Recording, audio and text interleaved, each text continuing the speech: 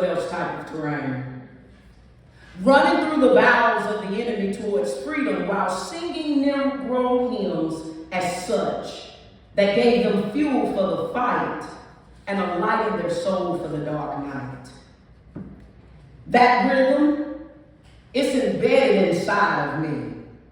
It is inside of my bones. It is inside of every being of my fiber, because I am them. I am Harriet Tubman. I am Sojourner Truth. And I know how to keep the beat.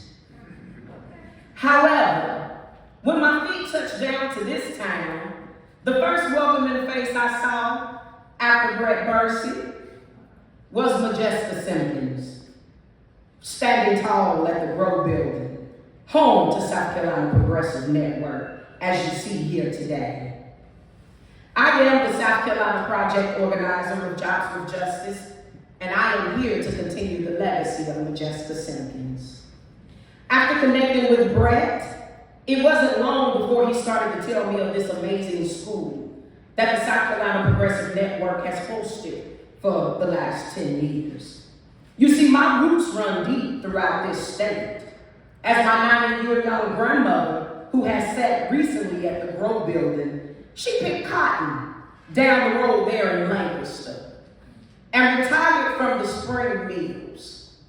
My ancestors' blood, sweat, and tears runs through these streets, but my roots do not quite prepare me for the revolution.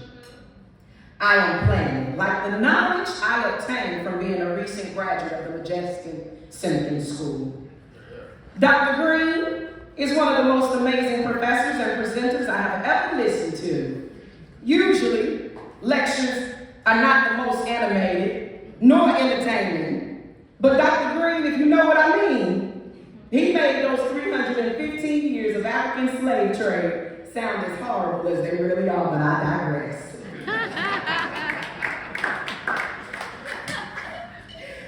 The knowledge shared in this course,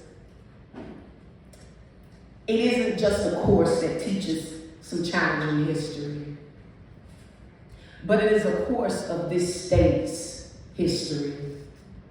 And as an organizer here in the state of South Carolina, I need to be made aware that South Carolina did not allow for anonymous testing of HIV. See, that's an issue. And see, us organizers, we like issues. And see, the lessons that we learned stem from Francis Marion's battles of the 1700s and the siege of Charleston, 1779, 1780. That information right now is priceless.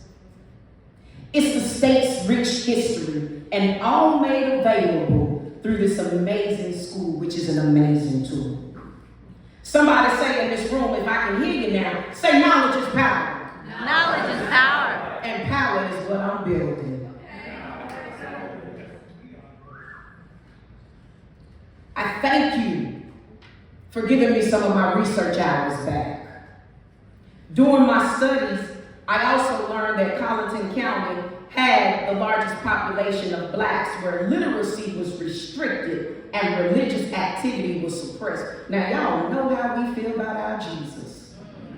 See, I need to know that when interacting with the residents of Colleton County. And he reminded us, Dr. Green, of the untimely tragic death of Senator Bigney, one of the senior pastors of Mother Emanuel, whose life was taken by a white supremacist. We must be reminded we can never forget. And how can anyone, when the hate is so profound in our daily lives?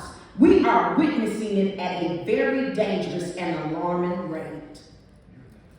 One of the executive orders signed by number 47 was the dismantling of all DEI programs throughout various institutions, where I assure you the Modjeska Simkins School will continue to teach the D, the E, and the I.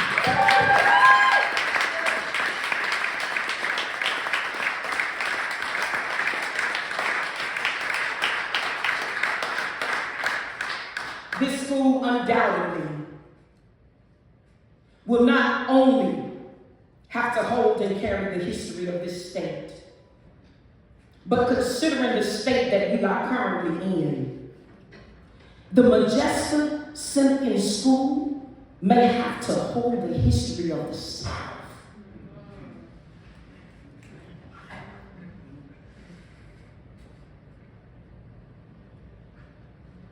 With every donated dollar,